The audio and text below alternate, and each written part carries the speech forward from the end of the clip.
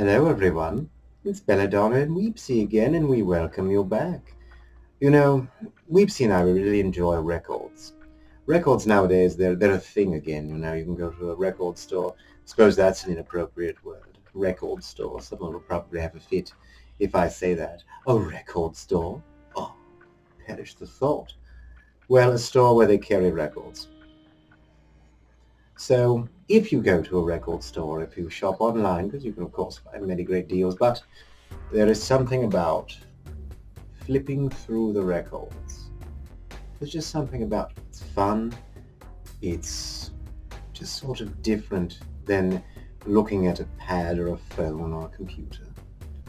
And every now and then you find things, and if you go just looking, not with something in mind, just looking, you can find some amazing things. And recently, and yes, Weepsy was with me. She travels with me in a backpack. And she doesn't do much. She doesn't have thumbs. The thumbing through doesn't really work for her. No thumbs. But we were looking at a record store and we had some recent acquisitions I'd like to share with you. Oh. Right, Gary? Gary. So cheeky. All right, so we're going to talk about our recent acquisitions at the record store. Every now and then I find something really interesting, rare, or just very cool. This particular one, not super expensive, but very cool. Let's see if we can keep it off the glare on the computer. There we go. So this is Lou Reed, live, Take No Prisoners. If you look, trying to get it so you can see it in the camera without the glare. Live, Take No Prisoners, and I've mentioned Lou Reed before. I'm a very big fan of his. He's one of the more fascinating people, the Warhawk crew, the Velvet Underground and such, and he unfortunately passed not too long ago. But a very unique and unusual individual. I mean, really, one of the originals, the OG as they say. I don't say that. People say that. So if you look inside, here we have, just to read again. So it's nice when you have one of these open covers for your records that have a lot of artwork and such in them, very cool pictures and whatnot. I don't know if this one had anything otherwise fancy. Yes, on the sleeves there are more newspaper-like clippings and such. I'm not going to take it all apart because I'm already making a mess. But this particular one, about 20 I believe this cost. This was a cool one because Lou Reed stuff, you can find a lot of reissued things and that's lovely. But to find original things is just cool. I think there's something about that, especially when you have older musicians, more classics, if you will, and you find classic, authentic pieces. I think it adds something to it. Maybe that makes me weird. I don't care. If we cared about being weird, we wouldn't be here. So what do we have next? Okay, let's just a moment. She has done nothing all day. Nothing. She has sat on her butt. When she was hungry, she was all, oh yes, feed me. She has done doodly squat. And look how tired she is. You'd think that I run her in races or something. I didn't do anything today. Look at the people. They're here to see you. They don't want to see me. I promise you she's alive. This is not stuffed. There she goes. Lazy butt.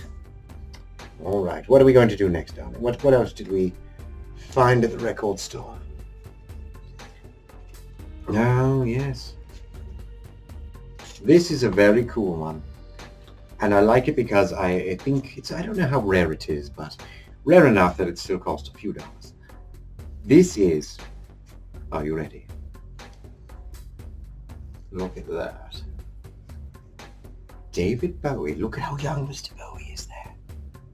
This is sort of like after Ziggy moving into the Thin White Duke. Look at how young and handsome he is there. This is David Bowie with, what is the orchestra? The Eugene Ormandy and the Philharmonic. Okay, listen, we're going to try this again.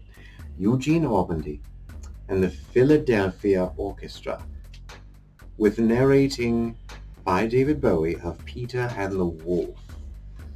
Look at that. You know the story of Peter and the Wolf. There's a Disney cartoon and things like that. Peter and the Wolf. As narrated by David Bowie. This was, I believe, released in like 1979. It's over 40 years old. I mean, David Bowie doing anything is kind of awesome, but here he is narrating at like in the 70s, Peter and the Wolf. I mean, there must have been very many people that were confused, like, what is going on with David Bowie? This is freaking awesome. It's an original one. And like I said, it wasn't terribly expensive, but it was a really great find. It's cool to find things like this, especially again for such classic artists like Lou and David. I say that as though I know them, like I have the right to use their first names. Doesn't that annoy you sometimes? Someone speaks of a famous person, musician, whatever, and they refer to them by first name as if they just had lunch together. Oh, you know, David and Lou. Ridiculous. You don't know crap. If you know these people, you wouldn't be sitting here listening to me. Or maybe you would. All right, what else did I find? All right, okay. Now, I believe in a very Gothic tradition that most Gothic people have a love for Tim Burton movies, especially in the earlier days, of course, and even still. There's something special about the magic of Tim Burton in the 1980s and 90s that gave a lot of Gothic people a little more identity and something to sort of hold on to. Then, of course, commercialism took over. Now it's Nightmare Before Christmas every freaking day, everywhere you go, every time you walk into a freaking Hot Topic. It's another story. But I found something very cool, and I was just sort of happy to find it. It was not an expensive one either. It was just very neat. This is Oingo Boingo. Now, I mentioned Tim Burton, of course, because Danny Elfman, the singer of Oingo Boingo, really rose to great fame through being the primary musician to score all of Mr. Burton's films. Everything from, I believe, Pee-wee's Big Adventure, Batman, Edward Scissorhands, most of the movies, not all, but quite a few, I believe. He didn't do the Ed Wood one. I believe they were having a snit or something. I don't know. But he did quite a few, if not all of Mr. Burton's films. He also did things like the theme to The Simpsons, films like Red Dragon. The thing is about Mr.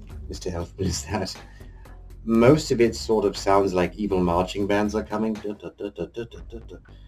I heard someone once say that it sounded like after he did the Men in Black score, it sounded like he was just reusing that over and over in different ways. I don't know. I still think he's really great. A lot of fun. Oingo Boingo is a little kind of a charming and weird 80s sort of thing. If you look on the back, I mean, this was some fun, very Tim Burton-esque artwork there. But if you look on the back, here's Mr. Elfman. And if you, I don't know if you can see all right there, it's kind of a small picture. Let's see if I can get close for you. You see Mr. Elfman now? There he is. I think that is the only expression he has. He has one expression, and it's always one like, he wants to be the Joker taking a poo. I'm not sure what's going on there. I just don't know if he has piles or something. But it is very much like, I'm the Joker, but, I'm not. He's always made that face as far as I can see. I don't know the man. Perhaps he doesn't do that otherwise. But there he is, Mr. Elfman. Oingo Boingo. Oingo Boingo. Just a cool little find. Nothing really too crazy, just an enjoyable record to have. What else did we find? Madame Weeps. Madame Weeps, who is not participating at all today because she is a beak. All right.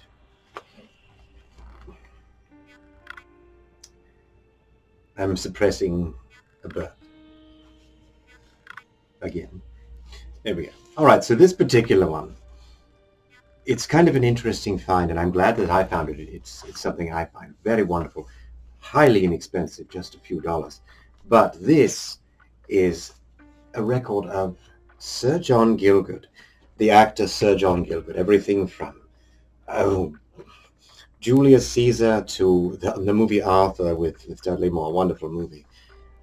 Everything about Sir John Gilgud is the epitome of Shakespearean actor, or just actor in general, the word thespian. Sir John Gilbert, everything he ever did, like I said, the Arthur movies, The Elephant Man, everything Sir John touched was amazing. And this is a record of some of his readings from various works of Shakespeare. You have As You Like It, The Merchant of Venice, The Tempest, Measures for Measure, Henry IV, various sonnets, Hamlet, my personal favorite. I mean, This was a cool find. I know most people probably wouldn't be interested in listening to an old record of Sir John Gilgud reading Shakespeare, but I adore Shakespeare. And I think this gentleman, especially in the land of film and stage, I think really, when you think of it, of course, this is a stage actor, but to transcend to the film and do it so beautifully and wonderfully, just to listen to his voice is like listening. I would rather listen to his voice than just about any other person's voice. If the Lord had Sir John's voices, I'd be happy to go to heaven. As it is, I don't believe he does. So this was just a cool, inexpensive find. Very exciting for me. One of those things I think a lot of people would be like, what the hell are you doing buying that? I don't care. I love it. This was kind of an interesting one here. Another one, not quite the same, but sort of has its interesting similarity. So I found this and I saw it was the Sex Pistols Anarchy live version, like a single or something. I'm like, this is great. You know, the Sex Pistols, right? The punk boy band, you know. And, Mr. Sid Vicious, Johnny Rotten, all these things. And I thought, well, this is really cool. All right, a live single of Anarchy in the UK. Who doesn't love that? And then I read the back. And here it says, The Bollock Brothers, Return of the Vampire, or Vampire, I suppose, featuring Christopher Lee, recorded 14th of March, 1806. Of course, not possible, but Christopher Lee, the actor Christopher Lee, reading Return of the Vampire. Christopher Lee, I'm sure you know, popular for the Hammer films as Dracula, working all the way into old age in Star Wars and Lord of the Rings. I mean, one of the coolest people ever to grace the screen. Him, Vincent Price, of course, who he's friends with, Peter Cushing and the like. When I saw this, I thought, this is freaking awesome. Another one that was not very expensive. It's sort of falling apart. You have to be careful with this plastic. It'll take off the artwork a bit there. I lost some of it already. But I love things like this, especially when you have these classic actors who had so much presence that would do everything from crummy B flicks to Shakespearean works. I mean, you know, what he played Willy Wonka's father in the Charlie and the Chocolate Factory remake, or things like that. Saruman, no, wait, not Saruman. Sauron? Saruman, yes. One of the S people, the badass guys in Lord of the Rings. Anyway, Count Dooku. I mean, come on. This was too cool not to get. I mean, Christopher Lee reading it. I mean, Christopher Lee could read anything and I would be excited, but it's really cool to have him doing this Return of the Vampire that's supposed to be like recorded in the 1800s. Who doesn't love that? All right, what else did I get? All right. Oh, this is a very cool one here. This is something that I'm a very big fan of this superhero, Superman. All right, there's Superman. Now this is music from the animated series. Many people, of course, are familiar with that. There was the Batman animated series, and this was sort of a spin-off of that. Superman, that is. The original voicing in this cartoon was Tim Daly, the actor. What excited me, again, not a very expensive record, I understand that. Not exactly hard to get. But I was really geeked when I saw what was inside. So, of course, you open it up and you have a really cool picture of the Man of Steel himself. That's quite awesome just by itself, right? Oh, this is lovely. Who doesn't want a Superman record? But wait. Holy crap. The record is the S logo. Look at that. It is the Superman shield. Get the freaking light out of it. There. Look at that. This is the record itself. I went into hysterics. I think I may have fainted. I sort of cried out. And, they had to bring me back because I was so excited when I saw this. Look at that. How awesome is this? I am a huge Superman fan. I love the Man of Steel. He is my favorite. I know it seems a bit contradictory. It's a pain in the ass to get this back in here, so I'll wait. But I am a huge fan, and to find that, and the bloke at the record store told me there's a Bizarro version with Bizarro Superman, the S logo backwards, and allegedly the record plays backwards. I would just cut off 3 of my fingers to have that. Right now, I would give you 3 of my fingers if you would send me that. I must find it. Inside they have some more artwork, very cool shot of the Man of Steel sort of taking off in there.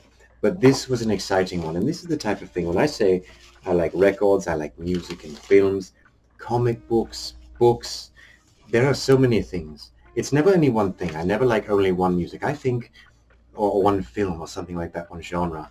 I think if you do that, it makes you incredibly boring and narrow-minded. There are many things to love, and I love Superman. I also love Marvel Comics. There's room in your heart for all of them. When I saw this, as you can probably tell, I may have wet myself. I'm not sure.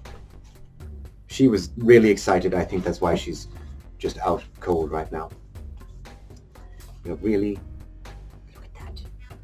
What's going on here? Why are you not interested in being on TV at this time? Or YouTube or whatever? Come on, work with me, baby. All right, one more for right now. This was a cool one here. Flash Golden soundtrack, as everyone knows. Queen. The awesome Queen. Flash. Oh. Clytus, I'm bored. Yes, this is just cool. Now, it's a great soundtrack. Anybody who loves Queen knows that. And if you don't love Queen, you probably don't know much. So, inside of this, nothing too crazy. But, however, you have a little bit of artwork. You have, on the sleeve, you have Queen themselves there. So, Freddie and the gang. Brian May, John Deacon, Roger Taylor. Then you have scenes from the film. Various characters, Flash, and so on and so forth. What's pretty cool, though, is it comes with a little picture. Ming the Merciless. Look at that. Clytus, I'm bored. Ming the Merciless. Max von Sydow, one of the coolest actors. Another one in the ranks with, like, Christopher Lee and Sir John and all that. Did so many amazing films, a lot of odd ones like this. I wish this were huge, though. It was for a big picture. I would be so thrilled to have a huge, huge picture of Ming the Merciless. Really cool find. Again, none of these was super expensive. I was just happy to get them. And in the back, of course, you have the Flash jump at the end of the camera there, which I believe I read was spontaneous because they didn't know what to do. So he just jumped at the camera. Very, very cool. A lot of neat acquisitions. Not expensive, just exciting and fun ones. All right, now I see somebody has worked very hard today. So I think we will call this particular video an end. And we are going to bid you goodbye. Thank you for visiting with us again. Like, subscribe, whatever else, blah, blah, blah. And we shall see you next time. Isn't that right now? Yes, thank you. Bye, everyone. Yeah, baby, I want to be bad. I just sure some space ponies. I'm making gravy without the lumps. Ah!